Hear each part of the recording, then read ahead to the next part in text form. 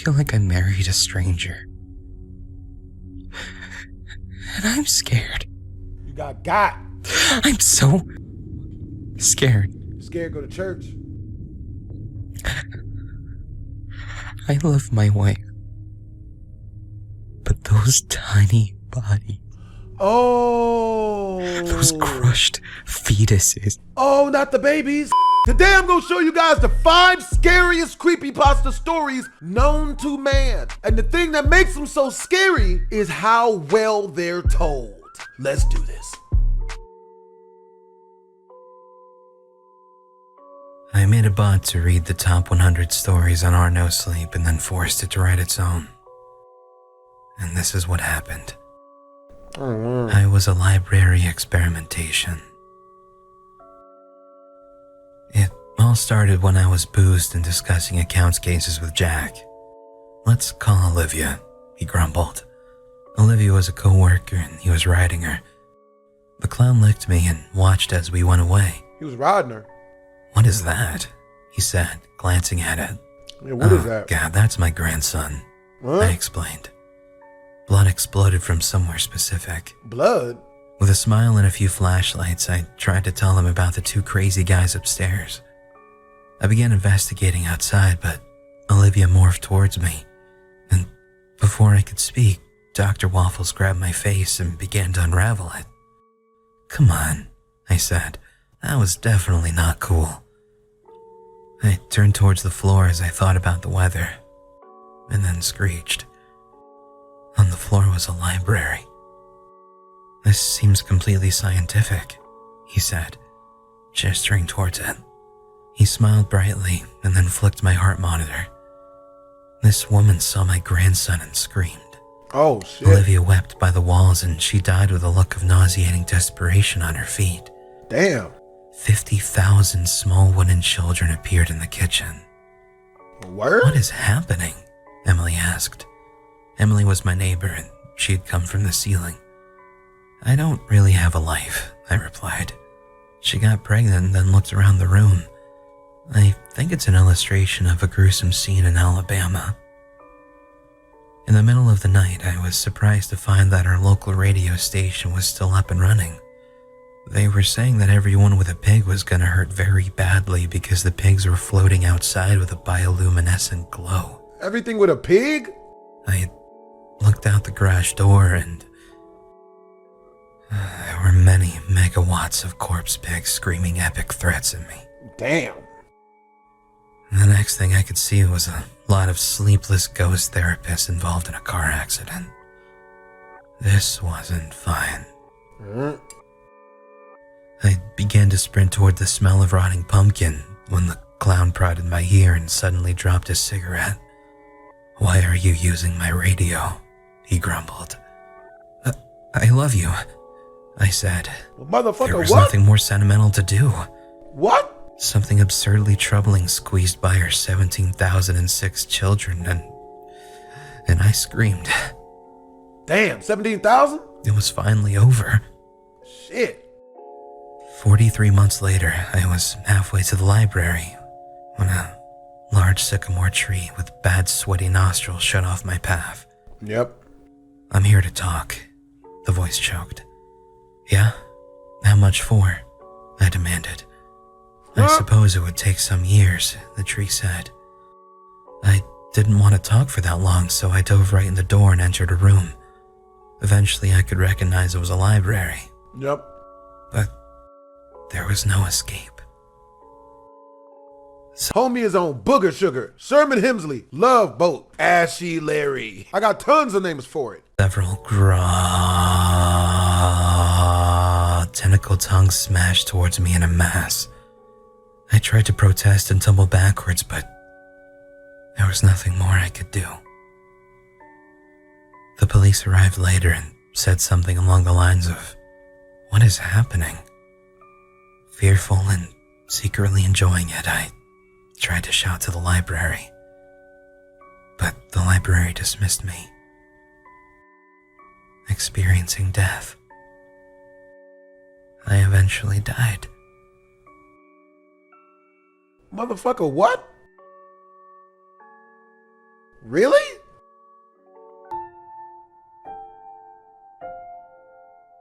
How do you kill a monster? Ben, what are you doing in there?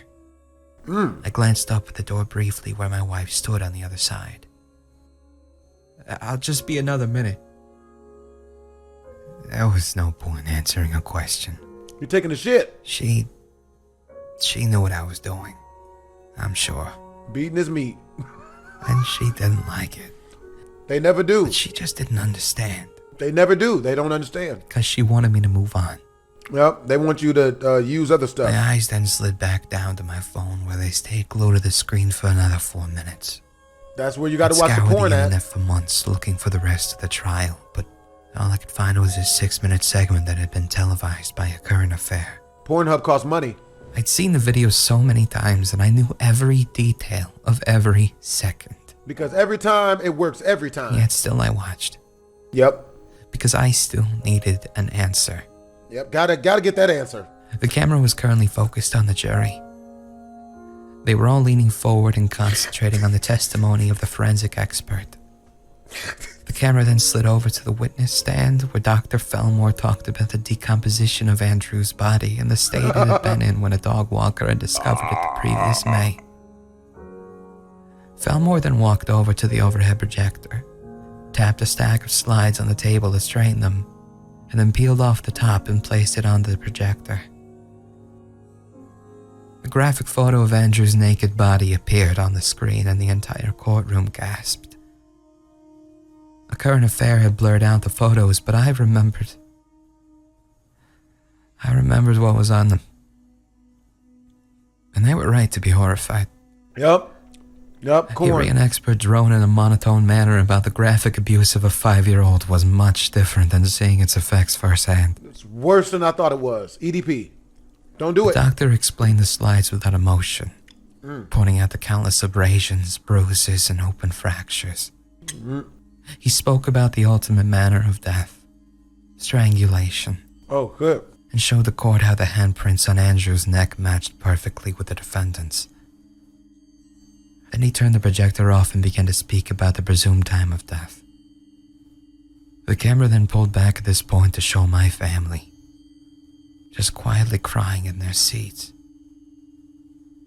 And then finally, it panned over to the defendant's table.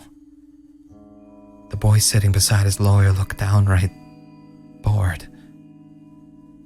He flipped a pencil back and forth between his fingers and sighed loudly every few seconds.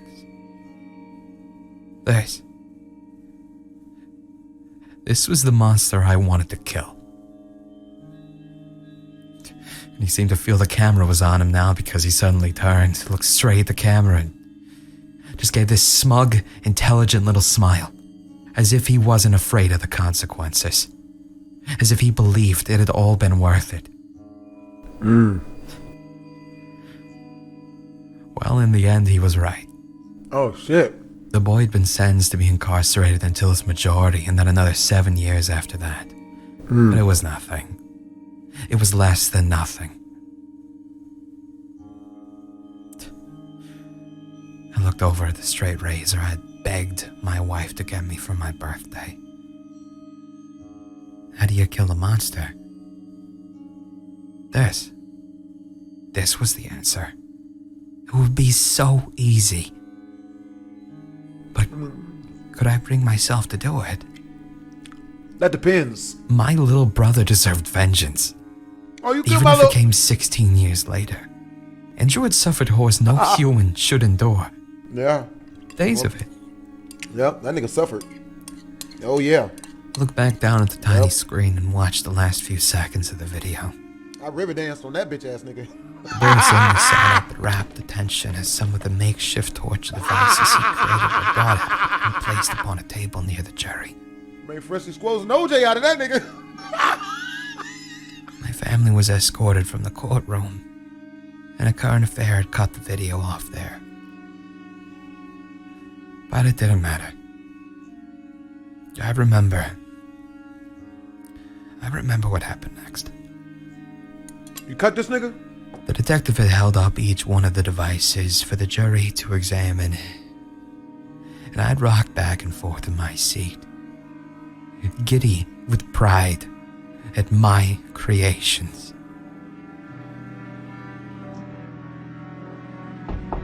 Ben, Oh shit, are you bitch. coming to bed? But I was contemplating a much more important question. The only one that mattered. In truth, I knew how to kill a monster. I glanced over at the sharp blade on the counter. That part was easy. But the problem was a bit more complex than that. What's the problem? Cut this nigga. Because how do you kill a monster when it's inside of you? I'm a 911 operator, and I just had the most terrifying call. Was she naked?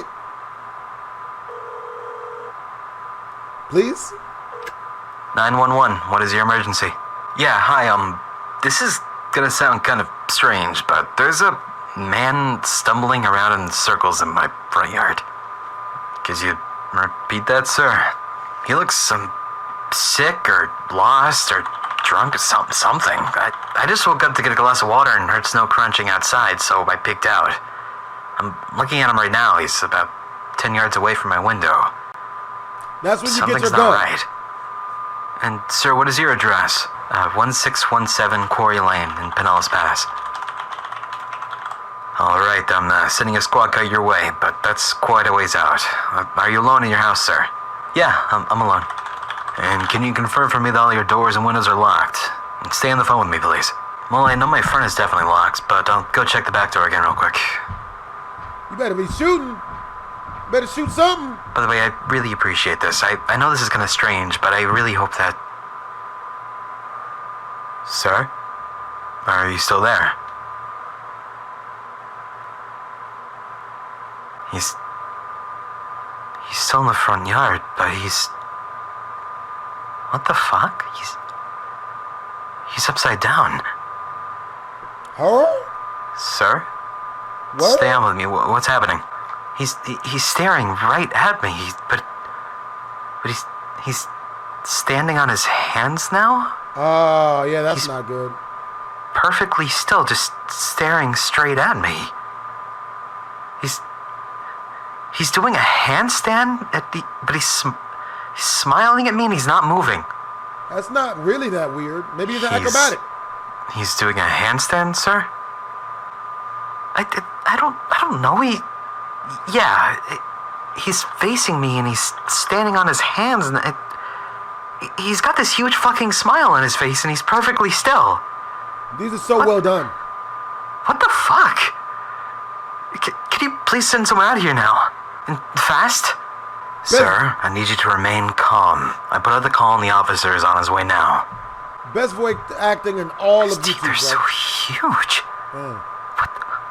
What the fuck? Yeah, that's not good. Please, can you help me? Sir, I want you to try and calm down and keep an eye on him, but make sure your back door is locked again. We need to make sure all possible access points are secured. Can you talk me through and confirm that your back door is locked? Okay, I'm walking backwards now and I'm keeping my eye on him. Okay, my hand is on the doorknob now. It's locked. Okay, I gotta check my deadbolt now, so I gotta take my eyes off of him just for a second. Alright, sir, help us on the way. Just stay on the phone with me and everything's gonna be alright. Sir? Sir, are you still there? His face, it's up against my window? Sir, I need you to speak up. What's happening? I looked away for a split second and now he put his face against my front window. His teeth are so huge. And he's still smiling. He's got no color in his eyes. Nope. Jesus, help me. Why won't you fucking move? Sir, I need you to go to the nearest bedroom or basement and lock yourself inside of it. Do you have a place like that you can go? He won't stop staring at me. He's gonna hurt me. Sir, I need you to listen to me. Lock yourself somewhere safe until the officer arrives at your home. Can you understand me? Yeah. I'm gonna lock myself in my room. And you are absolutely positive you are alone in your house, correct? Yes, I'm alone in the house. Wait a minute.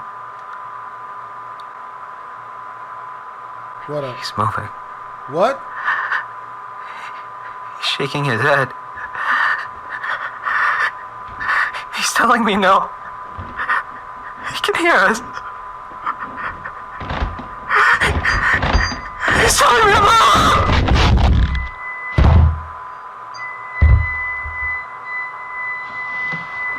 Sir?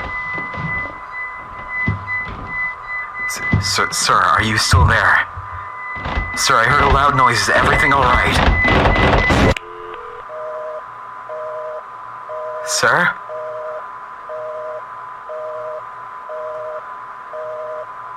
Nope. Nope. I found something. And I don't know what to do. Before I share this, I just want anyone that reads this to know that I love my wife. I love her so much. Dumbass. We've been having troubles for the past few years. Oh, I bet. Probably got a black... She's desperately been wanting children, and I do as well, I suppose. Oh boy. We went to clinics and doctors and therapists. And she just cried and moaned as I held her because I knew this must be a hard time for her. I stroked her hair and kissed her and promised her we would find a way.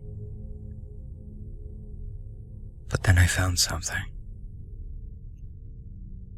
I made her a small shed in our garden, sort of a studio, I guess, for her paintings. She loves to paint. I usually don't like to disturb her, though. I mean, her studio is her place, you know, just like my man cave is mine. I don't know why, I just got a bit curious. She was away for the morning, driving to the gallery a few hours away, so I just kind of let myself in. God, I love my wife, but those paintings, they were creepy. That's the only word. Each one was of a family, a father, a mother, and a baby. Then I realized that each one was us, huddled together, smiling. But the resemblance wasn't what scared me. It was the baby itself. On each canvas, the baby was a deep red, aggressively painted against the serene family behind it. It's still noticeably a baby. So tiny. I didn't stop looking around, though. I opened the door in the studio to the tiny broom cupboard-sized room that usually held the paints and brushes. I opened it, and I honestly could hardly comprehend what I was seeing. I don't think I ever will. I don't know what to do. I feel like I don't know her anymore. I feel like I married a stranger. And I'm scared. You got. I'm so fucking scared. Scared, go to church. I love my wife. But those tiny bodies. Oh. Those crushed fetuses. Oh, not the babies. Smeared that deep crimson blood. He uses Oh, not the this babies. fucking tool. Oh. There were so many twisted little babies. Oh. But yeah, her vagina's ruined now. Rotting in the cupboard. I'm gonna call her the amazing uterus. Damn, not the babies. Shit.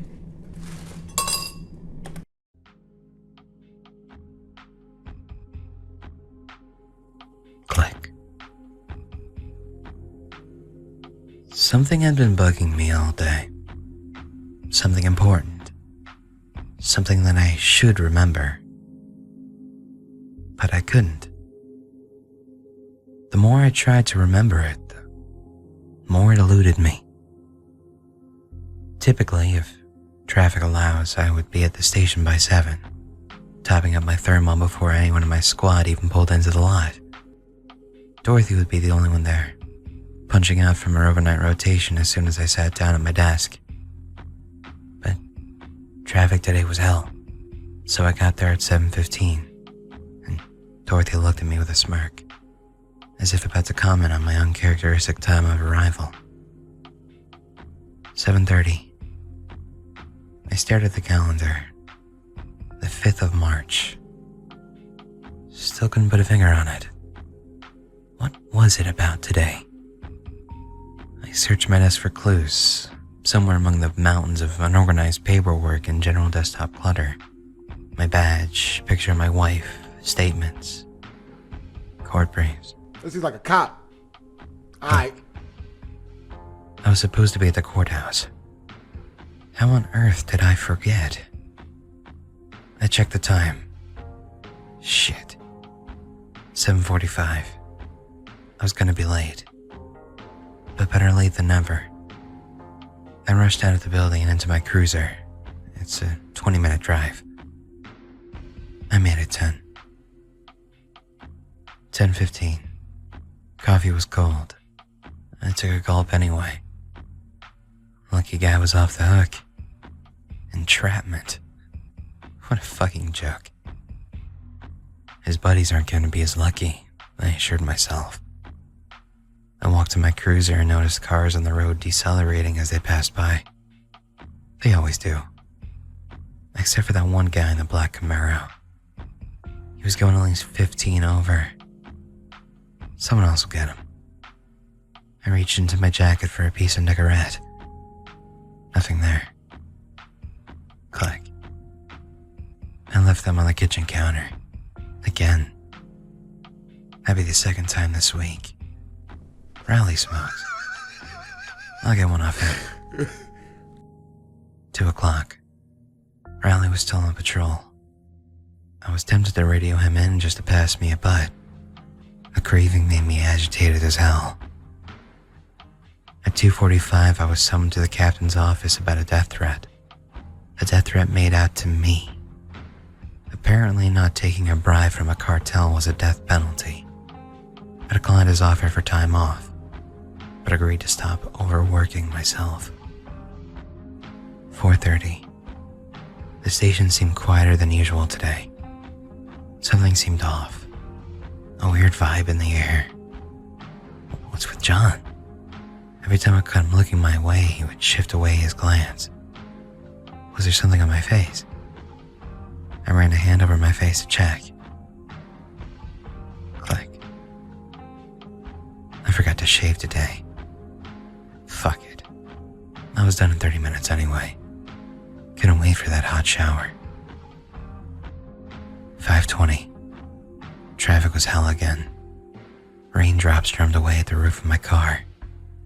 The windshield wipers were making that squeaking sound. An idiot just cut me off. Around 6:05, I pulled into my driveway. My wife's car wasn't there. She's usually home by this time. I stayed in the cruiser for another minute and looked over my shoulders to the left and right, unsure of what exactly I was looking out for. Just instincts at work, I guess. I stepped out of the car and walked to the curb. I saw a black car parked on the side of the road around half a block down. I couldn't tell the make and model. The pouring rain made it hard to see. Found a gas, it looked like a... Click. A Camaro. Like the one I saw speeding away at the courthouse this morning. My muscles tensed. I lowered myself into a half crouch and tiptoed back towards the cruiser in the driveway.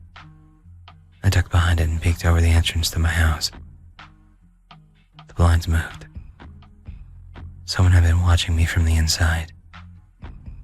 I was sure of it. I drew my gun. I went around the side to the back of the house, staying low as I tread in the shadow. I should call for backup, I thought. I instinctively grabbed at my belt, where the radio usually hung. Click. Nothing there. I'd either left it in the cruiser at the station, but it wasn't the time to ponder about that. I took the cell phone to call my partner instead. My thumb hovered about the screen. My wife came to mind. I decided to call her first. Make sure she was okay. I dialed her number. It rang. The phone was in the house, but nobody picked up. Bitch! Only 2 rings later, the call went to her voicemail. Hey, bitch! A heavy feeling weighed in my chest. Pick up what I call, The black bitch! car. You the know death who it is, threat, bitch! The feeling that bothered me all day. I pointed my gun straight in front of me and took 3 steps back. Then I ran forward and kicked the door in the spot next to the knob. The door flew open. Ah! A split second later, someone jumped down from the side. My finger was already on the trigger. Ah, bitch! Surprise birthday party! Bam! Okay, I'm just guessing. Surprise birthday party. That would be the best thing. It happened at Reno 911. 6:15. The lights came on. Dorothy screamed. Who's Dorothy? Rowley slowly rose from behind the counter. Who's Dorothy? Baby! The others came out of hiding. Who did? Uh-oh. Their mouths were open, but no one said a thing. Am I right? Uh-oh. My wife was lying in a pool of blood in front of me. Oh, shit! Click. Cheating, bitch. It was my birthday. Sometimes we're right about these things, man. That is unfortunate. Well, look at the bright side. At least you ain't got to pay that child support now, huh? Ha ha! You ain't got to get those Plan B pills. Them shits are expensive. Hope you guys enjoyed the video. Twisms.